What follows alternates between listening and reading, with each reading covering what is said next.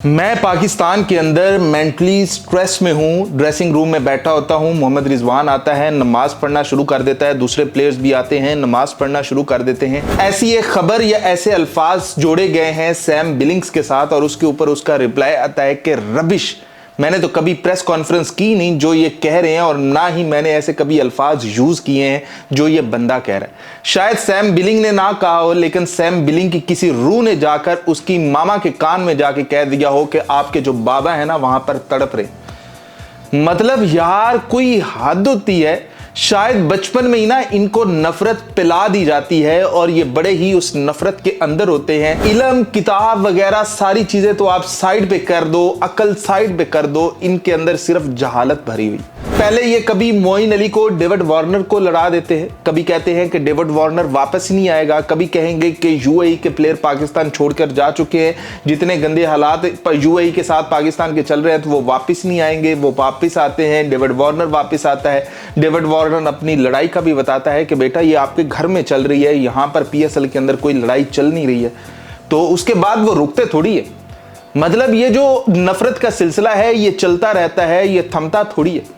तो अब Sam billing का नाम लेकर उसके बारे में रिपोस्टें चल रही हैं, उसके बारे में ट्वीट्स चल रहे हैं, तो उसने रिप्लाई दिया है कि बेटा क्या रबिश है ये, मैंने ऐसा कब कहा है और मैंने प्रेस कॉन्फ्रेंस की कब है और मैंने ऐसे अल्फाज कभी और ऐसा हुआ भी नहीं है।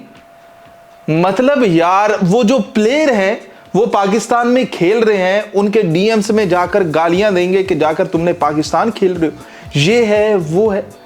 मतलब यार ये किस किस्म की जहालत है, ये किस किस्म की तरबियत है इनकी। मतलब कैसे इनको पाला जाता होगा। बचपन में ही बता दिया जाता होगा कि बेटा तुझे वो ट्रॉफी देंगे, बेटा तुझे वो खोया देंगे, मलाई देंगे, लेकिन बेटा तूने नाली में से निकाल कर गंद ही खाना है और वही गंद तूने बकते रहना है सारी उम्र।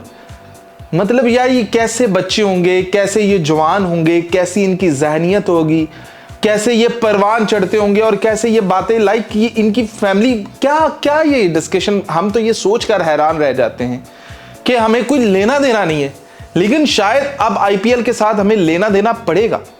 हमें भी थोड़ा सा आईपीएल को बताना पड़ेगा उनके प्लेयर्स को कि वहां पर जो हैंडशेक नहीं ना हो रहे हैं, वहां पर अभिषेक शर्मा के जितने कुछ स्कोर आ रहे हैं, वहां पर हार्दिक पांड्या जो हैंडशेक नहीं करके जा रहा है, शायद हमें भी कहना पड़ेगा। शायद इनको इन्हीं की जबान में जब बताएंगे तो ये चुप करेंगे, वरना चुप ही नहीं कर रहे यार। हर रोज पाकिस्तान की पीएसएल के बारे में हर रोज नई बात, नई मन घड़त खबर, नई और नीचे ऐसे पागल लोग हैं इनके भी।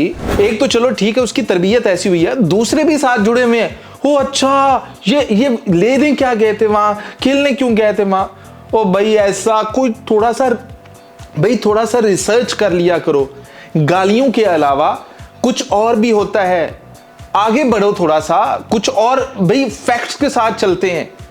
मैं अब जो आईपीएल के ऊपर वीडियोस बनाया करूंगा ना, फैक्ट्स के साथ बनाया करूंगा। आपको बताऊंगा कि ये हो रहा है, मैं आपको बताऊंगा कि हार्दिक पांड्या ने क्यों नहीं सलाम लिया, मैं आपको बताऊंगा कि ये कैसे स्कोर बना रहा है, कैसा नहीं बन रहा, मैं बताऊंगा आपको कि भाई आपके बुमराह को कितने छक्के लग रहे हैं, मैं अब आपको बताऊंगा।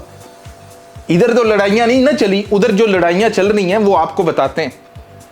तो इनका दिल्ली का ये स्यापा हो गया है यार, ऐसी कोई गंदी बात कर देंगे और हमारे जो यहाँ पर प्लेयर मेहमान आए हुए हैं उनके बारे में कर देंगे और वो बेचारे मेहमान कह रहे हैं कि यार ये कहाँ फंस गया। ये कौन लोग हैं जो ऐसी आकर ट्वीट कर देते हैं और लोग उसको सच मानना और भी फैलाना शुरू कर देते। तो मेरा भाई जो भी अगर पाकिस्तान के खिलाफ कोई खबर मिले ना तो मैं हाजिर हूं, मुझसे पूछ लिया करो, मैं बता दूंगा कि ये आपके वालिद साहब ने कहा है कि नहीं कहा, शायद मैं क्लेरिफाई कर दूं आपको। तो भैया सीन ऐसे चल रहे हैं कि अब मैदान में हमें भी उतरना पड़ेगा और इनको इन्हीं की ज़बान में जवाब देना पड़ेगा। रुक नहीं रहे, बाज नहीं आ रहे। वो जो सरप्राइज़ दिया था ना शायद वो भूल गए हैं। ये सरप्राइज़ ताज़े इनको डेली मिलने चाहिए, डेली कोई ना कोई डोज इनको मिलता रहना चाहिए। तो आज से हम भी आईपीएल के अंदर कूद रहे हैं और आपको बताते हैं कि आईपीएल के अंदर क्या चल रहा है और आपको ये भी बताते हैं कि इनकी जहनियत कहाँ तक पहुँच चुकी है।